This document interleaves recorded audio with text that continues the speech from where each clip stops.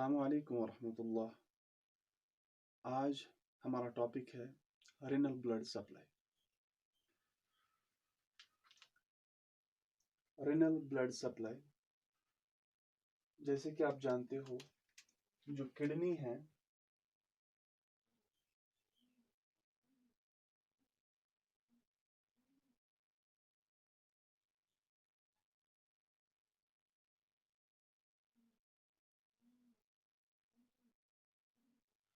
जो किडनी के अंदर ब्लड आता है वो रेनल आर्टरीज के जरिए से आता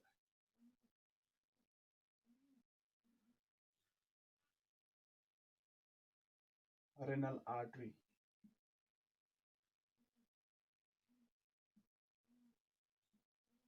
ठीक है। और जब ये एंटर करते इस किडनी के अंदर, इस वाले पॉइंट जहां पे ये आर्टरी एंटर करती है, दिस इज कॉल्ड हिलम। और अंदर जाके ये फाइन ब्रांचेस में डिवाइड होती है।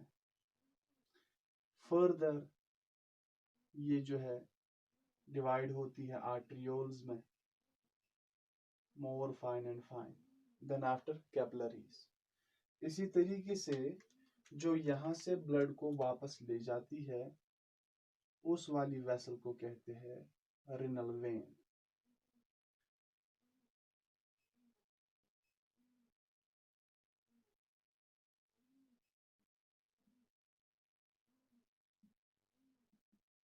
रिनल वेन, तो जाहिर सी बात है ये भी अंदर फाइन ब्रांच में होंगी, क्योंकि कलेक्शन कलेक्शन और कलेक्शन से फिर ये रिनल वेन बनती है।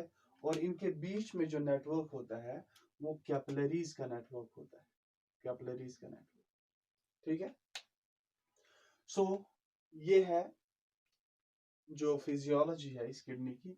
रिनल आर्टरी से ब्लड एंटर हो जाता है किडनी के अंदर और रिनल वेन से ये बाहर चला जाता है। लेकिन ये जो फाइन ब्रांच में ये डिवाइड होते हैं, पहले आर्टरी जो है डिवाइड होते हैं आर्ट्रियोल्स में, फिर फाइन कैपिलरीज में, फिर वो ज्वाइन होते हैं, बनाते हैं वेनोल्स, देन आफ्टर रिनल वेन बन जाती है। अब क्या होता है इसके अंदर नेफ्रॉनिक स्ट्रक्चर में हम देखेंगे ब्लड सप्लाई कैसे आ जाती है। जबकि आपको पता है ये जो नेफ्रॉन है इसके कुछ पार्ट्स, जैसे प्रॉक्सिमल कन्वोलेटेड ट्यूब्यूल, और ये है डिस्टल कन्वोलेटेड ट्यूब्यूल, ये है लूप ऑफ हेनली, लेकिन ये है असेंडिंग लिम्ब, ये है descending, the whole is loop of Henle, ठीक है। और ये है बाउमैन्स कैप्सूल,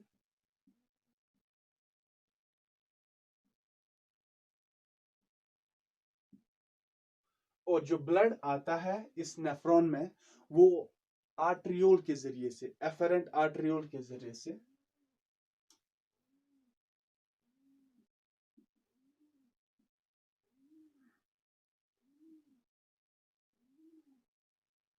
एफरेंट आर्ट्रियोल के जरिए से आता है इस डिप्रेशन के अंदर,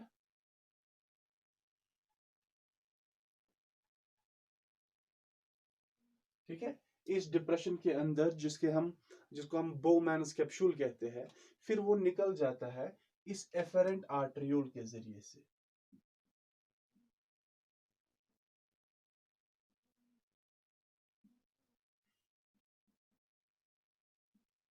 एफरेंट आर्ट्रियोल के जरिए से, ठीक है। अब बात यूं है कि ये आर्ट्रियोल जब आते हैं इनका डायमीटर होता है high as compare to the afferent arteriole, और ये जब इस डिप्रेशन में चले जाते हैं they are divided into the certain capillaries, और यहाँ पे जो है फर्स्ट बेड ऑफ कैपिलरीज बनता है। नेफ्रॉन का फर्स्ट बेड ऑफ या फर्स्ट सेट ऑफ कैपिलरीज यही होता है जिसे हम कहते हैं ग्लोमेरुलस। सो यहाँ पे फर्स्ट सेट और फर्स्ट बेड ऑफ कैपिलरीज कौन है? ग्लोमेरुलस, ठीक है। सो ग्लोमेरुलस फर्स्ट सेट ऑफ या फर्स्ट बेड ऑफ कैपिलरीज होता है, और यहाँ पे जो प्रेशर है वो हाई होता है। रीजन क्या है उस प्रेशर हाई होने का? वो ये है कि आर्ट्रियोल जो है डायमीटर हाई होने की वजह से जो ब्लड फ्लो होता है वो हाई होता है, लेकिन ये डिप्रेशन में आके जब ये अचानक सडन से ये इनका डायमीटर कम हो जाता है, आर्टरीज में ये तब्दील कैपिलरीज में ये तब्दील हो जाते हैं और यहाँ पे जो है प्रेशर बढ़ जाता है। सो हाई प्रेशर साइट भी हम इसी गुलामी रूलस को कहते हैं, हाई प्रेशर साइट। कितना? 60 mm ऑफ Hg होता है, ठीक है यहाँ पे। और ये जो है अल्ट्रा फिल्ट्रेशन का मसला है और जिसकी वजह से जो हाई प्रेशर है वो रिक्वायर होता है। देन आफ्टर क्या होता है, ये जो एफरेंट आर्टरियोल है ये जब इस बाउमैन्स कैप्सूल से बाहर आते हैं तब क्या होता है? Then after they are divided into the fine branch जो प्रॉक्सिमल कन्वोलेटेड ट्यूब्यूल के अराउंड होते हैं। And now it is called, क्योंकि ये ट्यूब्यूलर पार्ट जो है प्रॉक्सिमल कन्वोलेटेड ट्यूब्यूल ये ट्यूब्यूलर पार्ट के अराउंड है, that is why this network is called peritubular network और पेरिट्यूब्यूलर कैपिलरीज, पेरिट्यूब्यूलर कैपिलरीज, ठीक है। और ये पेरिट्यूब्यूलर कैपिलरीज जो है ये सेकंड कैपिलरी सेट बनाता है। सो यहां पे सेकंड बेड ऑफ कैपिलरीज कौन है? पेरिट्यूब्यूलर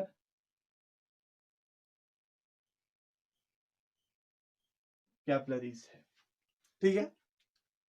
लेकिन यहां पे जो प्रेशर है ब्लड का वो कम होता है। रीजन, जब यहां ब्लड हाई प्रेशर ब्लड आता है फिर वो एफरेंट आर्टरियोल में चला जाता है, देन वो फिर सर्टेन ब्रांच में ये डिवाइड होते हैं जिसकी वजह से प्रेशर इनका डिक्रीज हो जाता है। तो लो प्रेशर साइट अगर हम यहां पे बात करेंगे, first low pressure site in nephron is peritubular capillaries. So low pressure site कितना लो होता है ये? 10 to 13 mm ऑफ Hg, ठीक है। अच्छा, ये तो बात हो गई उन नेफ्रॉन्स की। ये तो जनरली जब हम कॉर्टिकल नेफ्रॉन्स की बात करेंगे तब क्या होता है, ये पेरिट्यूब्यूलर कैपिलरी जो है ये ज्वाइन करती है दोबारा से, they rejoin to each other and renal vein जो है इसी से बनती है फिर बाद में। सो यहां पे देखो, in case of cortical nephrons,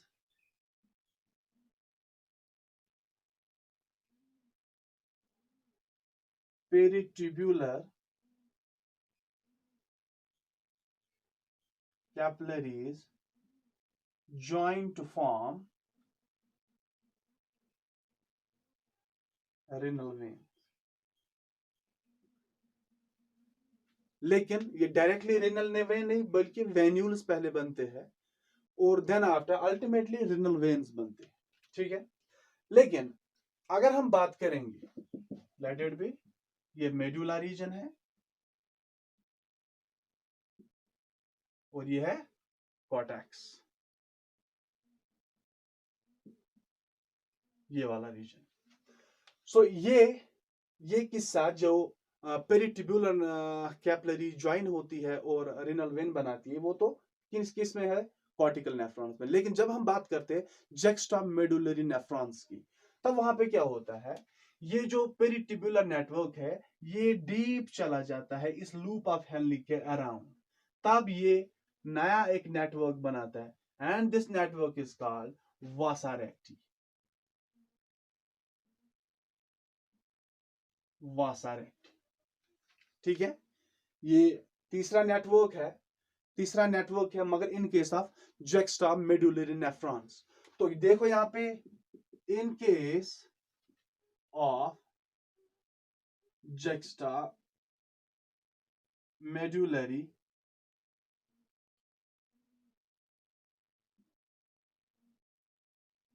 nephrons,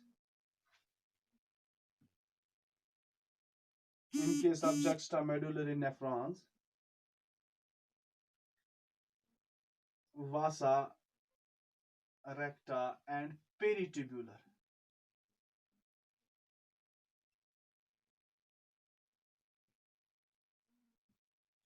Capillaries join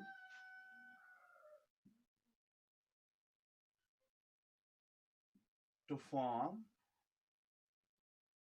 a renal vein.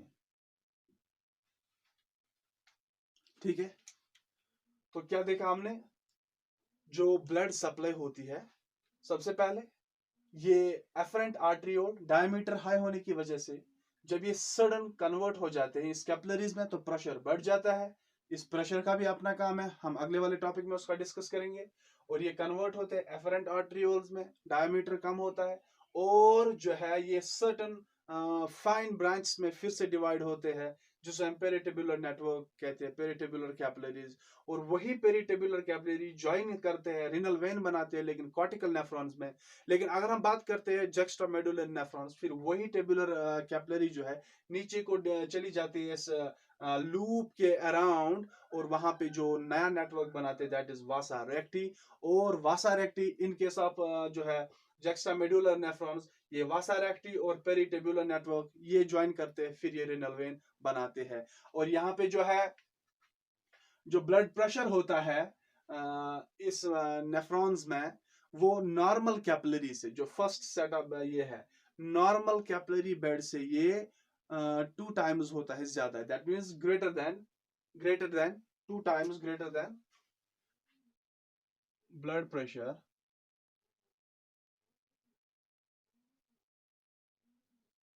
in nephron is 2 times